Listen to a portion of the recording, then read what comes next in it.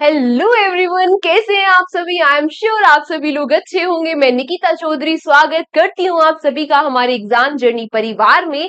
आज है 11 जून, तो देख लेते हैं आज के लिए कुछ इंपॉर्टेंट क्वेश्चंस। आज आपको ये क्लास हमारी थोड़ी सी लेट मिल रही होगी क्योंकि थोड़ा सा कुछ टेक्निकल इश्यू हो गई थी, उसकी वजह से आज हमारी क्लास लेट हो गई। Without wasting much time start कर देते हैं अपनी क्लास को। तो आज का हमारा फर्स्ट क्वेश्चन क्या है। Recently who has won the women singles title at the French open 2024। 2024 के लिए women singles title French open में किसने जीत लिया है? जल्दी बताओ, ये किसने जीत लिया है? तो ये जीत लिया है जैस्मिन पॉलन। जैस्मिन पॉलन को हरा कर ईगा स्वेतिक ने। किसने जीत लिया है? ईगा स्वेतिक ने। ये ईगा स्वेतिक जी है कहाँ की? ईगा स्वेतिक है पोलैंड की। कहाँ की है? पोलैंड की। अच्छा, विमेन सिंगल्स टाइटल तो हो गया। मैन सिंगल्स टाइटल किसने जीत लिया है? तो फ्रेंच ओपन में ही मैन सिंगल्स का टाइटल जीत लिया है। किसने? मैन सिंगल्स का टाइटल जीत लिया है कार्लोस कार्लोस अल्कराज ने। किसने? कार्लोस अल्कराज ने। और ये कहाँ के हैं? ये स्पेन के प्लेयर है। और कार्लोस अल्कराज का ये फर्स्ट टाइटल भी है, फर्स्ट फ्रेंच टाइटल भी है। अच्छा, ये बात तो हो गई किसकी? फ्रेंच ओपन की। अब आपको पता होगा, अच्छा मैंने ये तो बताया नहीं कि फ्रेंच ओपन क्या होता है। तो फ्रेंच ओपन एक टेनिस टूर्नामेंट होता है। क्या होता है? एक टेनिस टूर्नामेंट होता है। और पूरे साल में वैसे तो बहुत सारे टेनिस टूर्नामेंट होते हैं, लेकिन चार जो बहुत ही इंपॉर्टेंट ओपन्स होते हैं वो कौन कौन से होते हैं? सबसे पहले होता है कौन सा? Australian open. सबसे पहले क्या देखने को मिलता है हमें? सबसे पहले हमें देखने को मिलता है ऑस्ट्रेलियन ओपन। Australian open. उसके बाद क्या होता है? उसके बाद होता है फ्रेंच ओपन, जो भी हमने देखा। उसके बाद क्या होता है? French Open. देन अब आगे क्या होगा? Wimbledon open. क्या होगा? Wimbledon open. और लास्ट में क्या होता है? साल के आखिरी में क्या होता है? US open. बिल्कुल सही बात। अब यहाँ से एक और स्टैटिक का क्वेश्चन आप लोगों से पूछ लिया जाएगा। वो क्या होगा कि ये किस कोर्ट पर खेले जाते हैं? कोर्ट क्या होता है? कोर्ट होता है वो उस जगह को कोर्ट कहा जाता है जहां पर टेनिस खेला जाता है। तो आपसे कई बार ना डायरेक्ट स्टैटिक क्वेश्चन ये भी पूछ लिया जाता है कि ये जो ओपन्स होते हैं ये किस कोर्ट पर खेले जाते हैं। तो जो ऑस्ट्रेलियन ओपन होता है ये हार्ड कोर्ट पर खेला जाता है। हार्ड कोर्ट पर खेला जाता है। फिर जो फ्रेंच ओपन होता है ये क्ले के कोर्ट पे खेला जाता है। क्ले के कोर्ट पे खेला जाता है। देन विंबलडन ओपन कहाँ खेला जाता है? ये ग्रास कोर्ट पर खेला जाता है। और जो यूएस ओपन होता है अगेन ये हार्ड कोर्ट पर खेला जाता है। अब आपको जैसे ये याद हो गया कि पहले क्या होता है? Australian Open, then French Open, then Wimbledon Open, उसके बाद क्या होता है? US Open. तो पहले हार्ड होता है कोई भी सरफेस, देन वो क्ले बन जाता है पानी डालने के बाद, फिर उस पर क्या उग जाती है? घास। और जब हम घास हटा देते हैं फिर से वो सरफेस कैसा हो जाता है? धूप में सूख के कैसा हो जाता है? हार्ड हो जाता है। यानी कि हार्ड, क्ले, ग्रीन, ग्रास और हार्ड। ठीक है, ये थोड़ा सा कुछ भी आप अपना लॉजिक लगा के इसको याद रख सकते हो। अच्छा, यहाँ पे हमने फ्रेंच ओपन तो पढ़ लिया, इसका मतलब तो यूएस ओपन हो चुका है, तो उसके भी हमें विनर पता चल गए होंगे ना कि कौन कौन है। तो देख लेते हैं यहाँ पे हम, सॉरी ऑस्ट्रेलियन ओपन। तो ऑस्ट्रेलियन ओपन को किसने जीता था? तो जो ये ऑस्ट्रेलियन ओपन था इसमें मैन सिंगल्स का टाइटल किसने जीता था? मैन सिंगल्स का टाइटल जीता था जेनिक सिनर ने। और जेनिक सिनर कहाँ के हैं? ये है इटली के। वुमेन सिंगल्स का टाइटल किसने जीता था? ये जीता था आरियाना सबलिंका ने। और ये कहाँ की है? ये है बेलारूस की। पर मेंस डबल्स का टाइटल किसने जीता था? वैसे हम मेंस डबल्स का टाइटल ज्यादातर जो टूर्नामेंट होती है इनमें नहीं पढ़ते, लेकिन ये ऑस्ट्रेलियन ओपन में इंपॉर्टेंट हो जाता है। और क्यों इंपॉर्टेंट हो जाता है? ये इंपॉर्टेंट हो जाता है इस एक नाम की वजह से। किस नाम की वजह से? इस नाम की वजह से, रोहन बोपन्ना जी की वजह से। तो ये रोहन बोपन्ना जी इंडियन है, आपको नाम से भी वैसे पता लग रहा होगा। इन्होंने मेंस डबल्स का टाइटल जीत लिया था ऑस्ट्रेलियन ओपन में, इसीलिए ऑस्ट्रेलियन ओपन का मेंस डबल्स हमारे लिए इंपॉर्टेंट हो जाता है। रोहन बोपन्ना ने और उनके पार्टनर मैथ्यू एबडन, ये कहां से है? ये ऑस्ट्रेलिया से है। इन दोनों ने मिलकर क्या जीत लिया था? ऑस्ट्रेलियन ओपन के मेंस डबल्स का टाइटल जीत लिया था। तो ये थी यहाँ तक कुछ इंपॉर्टेंट बातें किनके बारे में? टेनिस ओपन के बारे में। आते हैं अपने नेक्स्ट क्वेश्चन पर। रिसेंटली रिसेंटली अभी हाल ही में क्या हुआ? हाल ही में क्या हुआ? Ramoji Rao pass away. जो रामोजी राव है इनका निधन हो गया। In which year he was awarded Padma Vibhushan? किस साल इनको पद्म विभूषण से सम्मानित किया गया था? तो पहली बात, ये रामोजी राव थे कौन? तो आपने सुना होगा रामोजी फिल्म सिटी के बारे में। रामोजी फिल्म सिटी के बारे में, किसके बारे में? रामोजी फिल्म सिटी के बारे में। ये कहां पर है? ये है हैदराबाद में। तो ये किसके द्वारा बनवाई गई थी? ये बनवाई गई थी रामोजी राव जी के द्वारा। ये किसके द्वारा बनवाई गई थी? रामोजी राव जी के द्वारा। उन्होंने किस साल पद्म विभूषण से सम्मानित किया गया? तो इनको पद्म विभूषण दिया गया था 2016। अब यहाँ पे पद्म विभूषण की बात आई है, तो आप लोग जरा मुझे ये बता दो कि पद्म विभूषण हमारे भारत का किस नंबर का हाईएस्ट सिविलियन अवार्ड है? अब मैम सिविलियन अवार्ड क्या है पहले तो ये बता दो। चलो आ जाओ हम ही पढ़ते हैं। तो देखो जो हमारे यहाँ पे सिविलियन अवार्ड्स होते हैं, जो हमारे भारत में, क्या हम नेक्स्ट पेज ले ले? एक से, जो हमारे भारत में सिविलियन अवार्ड्स होते हैं, क्या होते हैं? सिविलियन अवार्ड्स होते हैं। उसमें जो हाईएस्ट सिविलियन अवार्ड होता है उसके बारे में आप सभी जानते होंगे। जो हाईएस्ट सिविलियन अवार्ड होता है वो कौन सा होता है? भारत रत्न। भारत रत्न क्या होता है? हमारा हाईएस्ट सिविलियन अवार्ड होता है। इस बार कितने लोगों को दिया गया? 5 लोगों को दिया गया है ना। ठीक है, अब उसके बाद क्या आता है? ये तो हो गया हमारा फर्स्ट नंबर का, यानी कि हमारा हाईएस्ट सिविलियन हो गया। फर्स्ट हाईएस्ट यानी कि हाईएस्ट यानी कि सर्वोच्च नागरिक सम्मान हो गया। उसके बाद सेकंड नंबर पे क्या आता है? हमारा पद्म विभूषण। ये हमारा सेकंड हाईएस्ट सिविलियन अवार्ड है, यानी कि दूसरे नंबर का हमारे भारत का सर्वोच्च नागरिक सम्मान है। उसके बाद क्या आता है? पद्म विभूषण।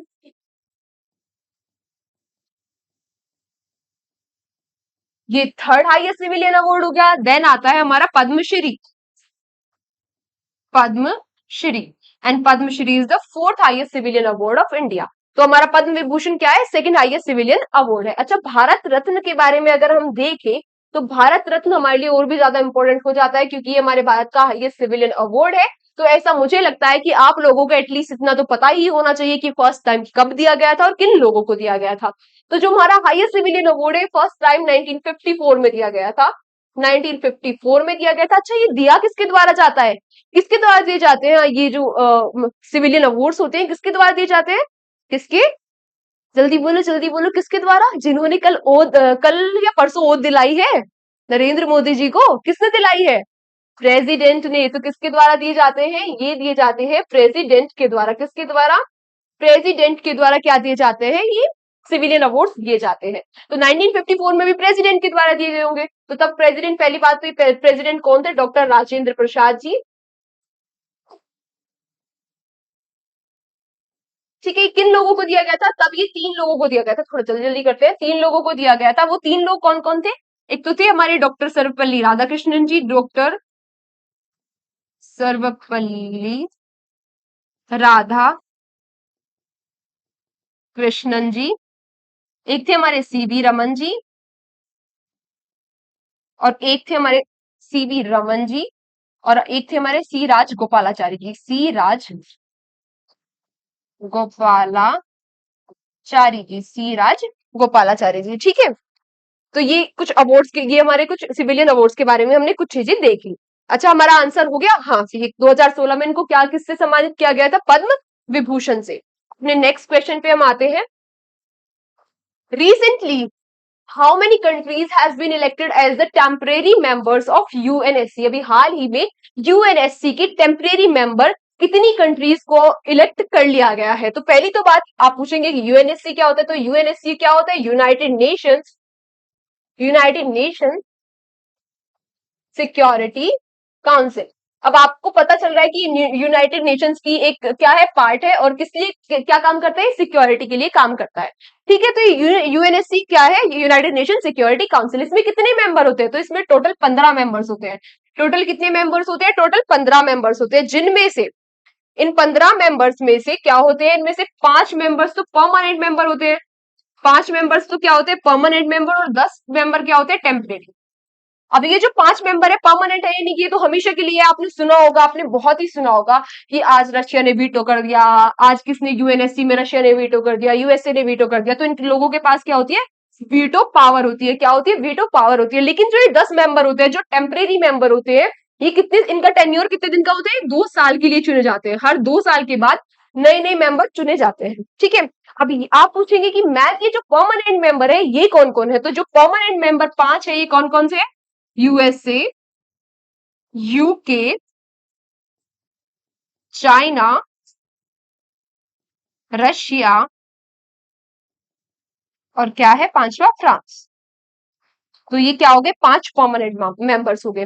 तो अभी क्या हुआ है, अभी ना 2025 2031 दिसंबर 2024 को जो 5 मेंबर्स हैं उनका 2 साल का टेन्योर पूरा हो जाएगा, तो उनकी जगह 5 नए मेंबर्स चुने जाएंगे। तो इसीलिए अभी हाल ही में कितने मेंबर्स चुने गए, तो नए 5 मेंबर्स चुने गए। अब ये 5 मेंबर्स नए हैं कौन कौन से, तो ये जो 5 मेंबर्स है, ये क्वेश्चन हमारे लिए इंपॉर्टेंट हो जाता है। 5 नए मेंबर्स कौन कौन चुने गए, ये 5 मेंबर्स है पाकिस्तान, सोमालिया, पनामा, डेनमार्क और ग्रीस। और क्या है, ग्रीस। तो ये अभी हाल ही में इन 5 मेंबर्स को, कौन कौन, पाकिस्तान, सोमालिया, पनामा, डेनमार्क और ग्रीस, इन 5 मेंबर्स को अभी ये 2000 कब से, 1 जनवरी 2025 2025 से क्या बन जाएंगे, 2 साल के लिए यूएनएससी के टेम्परेरी मेंबर्स बन जाएंगे। ठीक है, आते हैं अपने नेक्स्ट क्वेश्चन पर। अकॉर्डिंग टू ईसीआई, अब ये ईसीआई क्या होता है, ये होता है Election Commission of India. According to ECI, which state recorded the lowest voters turnout in Lok Sabha election 2024। अभी लोकसभा इलेक्शन जो हुए 2024 में, कौन सी भी लोकसभा के इलेक्शन हुए, 18वीं जो लोकसभा के इलेक्शन हुए हैं, इनमें सबसे कम वोट किस राज्य में देखी गई, सबसे कम वोटिंग किस राज्य में देखी गई, तो ये सबसे कम वोट देखी गई किस राज्य में, बिहार में। यहाँ पे लगभग 56 पॉइंट समथिंग ये वोटिंग हुई है, लगभग 56% वोटिंग हुई है। ये सबसे क्या है, ये लोएस्ट वोटिंग हुई है। अच्छा, तो फिर हाईएस्ट वोटिंग किस राज्य में हुई, तो हाईएस्ट वोटिंग हुई है, हाईएस्ट वोटिंग किस राज्य में हुई, हाईएस्ट वोटिंग हुई है किसमें, असम में। यहाँ पर लगभग 81%, 81.56% यहाँ पर क्या हुई है, वोटिंग हुई है। तो सबसे कम वोटिंग किस राज्य में हुई, बिहार में लगभग 56%, और सबसे ज्यादा वोटिंग कहाँ हुई, असम में लगभग 81%। अच्छा, टोटल वोटिंग कितनी हुई, तो जो टोटल वोटिंग हुई है वो लगभग 65% हुई है, लगभग 65% हुई है। और मैंने आपको बताया था कि इस बार वर्ल्ड रिकॉर्ड भी बन गया है, कितने 6.2 करोड़ लोगों ने क्या करा, इस बार वोट डाला है, और ये क्या बन गया, ये हिस्ट्री क्रिएट हो गई है। टोटल वोटर कितने थे, 96 पॉइंट समथिंग करोड़ वोटर थे, है ना, लगभग 96 करोड़ वोटर्स थे, उनमें से 64.2 करोड़ वोटर्स ने वोट डाला था और वर्ल्ड रिकॉर्ड बन गया था। अच्छा, आप यहाँ पे क्या बात आई, यहाँ पर बात आई हमारी इलेक्शन कमीशन ऑफ इंडिया की। किसकी बात आई, हमारे इलेक्शन कमीशन ऑफ इंडिया की। किसकी बात आई, हमारे इलेक्शन कमीशन ऑफ इंडिया की। तो हम एक बार अपने इलेक्शन कमीशन ऑफ इंडिया के बारे में थोड़ी सी बातें देख लेते हैं। किसके बारे में, election Commission of India. Election Commission of India के बारे में हम एक दो चीजें देख लेते हैं। तो जो हमारा इलेक्शन कमीशन ऑफ इंडिया होता है, पहली बात तो पहली बात तो ये कब बनाया गया था, तो पहली बात तो ये बना था कब,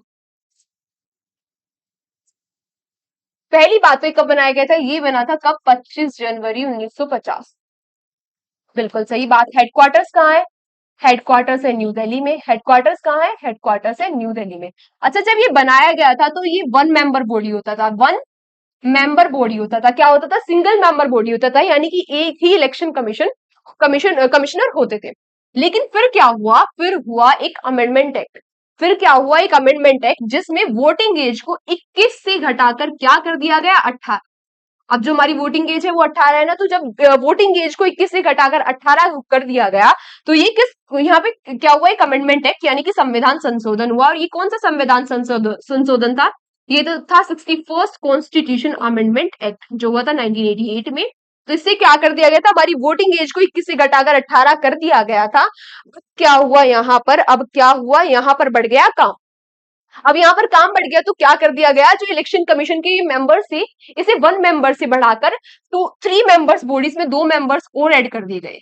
अब ये 1 मेंबर तो था ही, और 2 मेंबर और ऐड करके इसको 3 मेंबर बॉडी बना दिया गया। वो अलग बात है कि बाद में इसको फिर से 1 मेंबर बॉडी किया गया, लेकिन फिर से इनको बढ़ाने पड़े।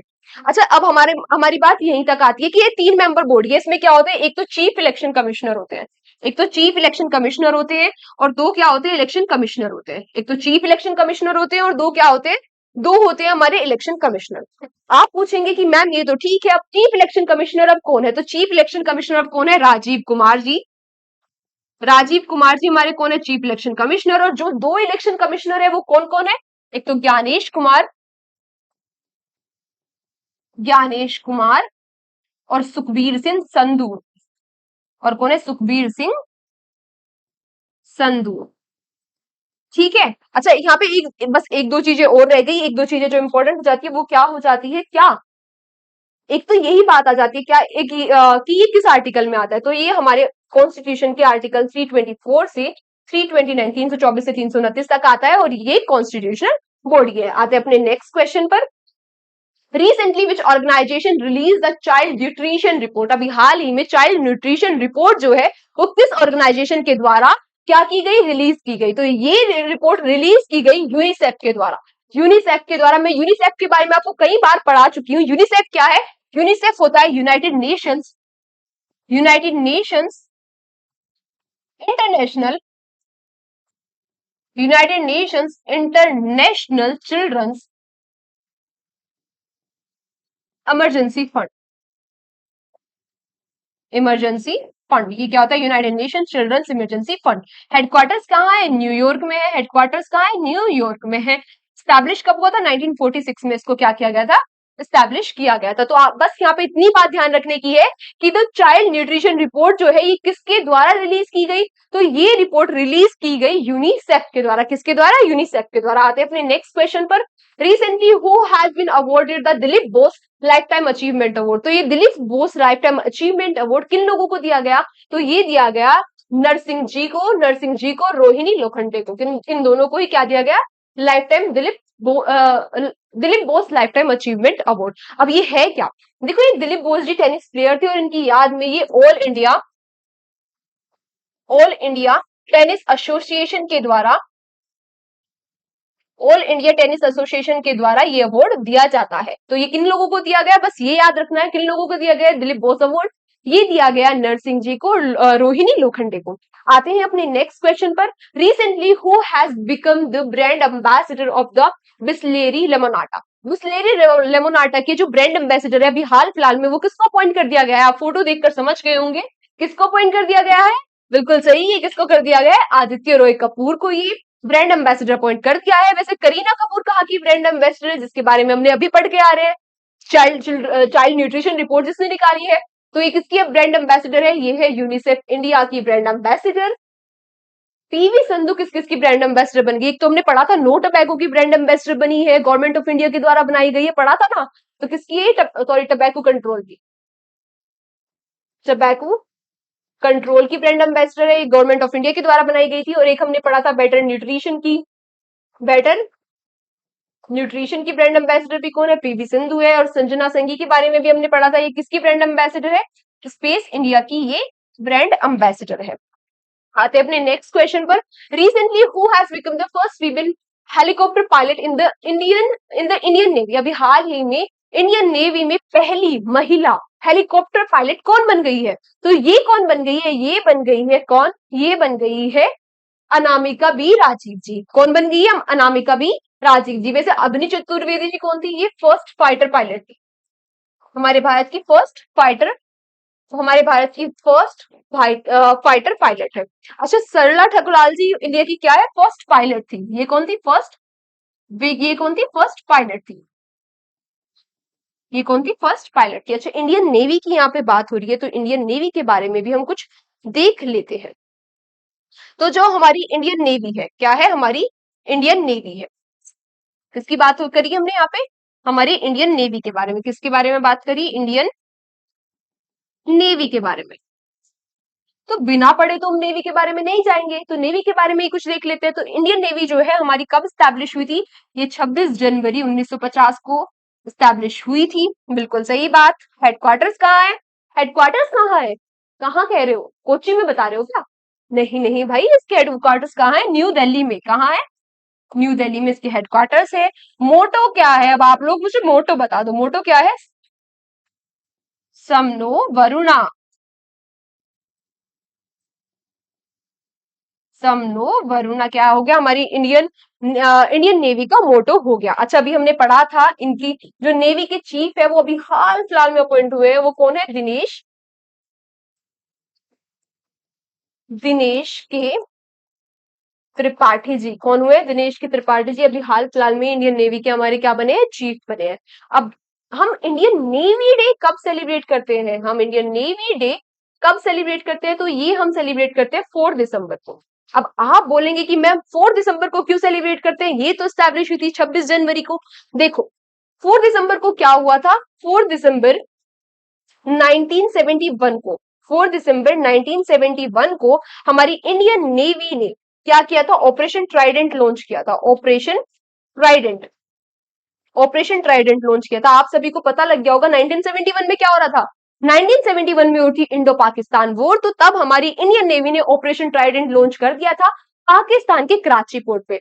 तो हमारा जो इंडो पाकिस्तान वॉर चल रही थी, इसे जीतने के पीछे एक बड़ा कारण ये ऑपरेशन ट्राइडेंट भी था।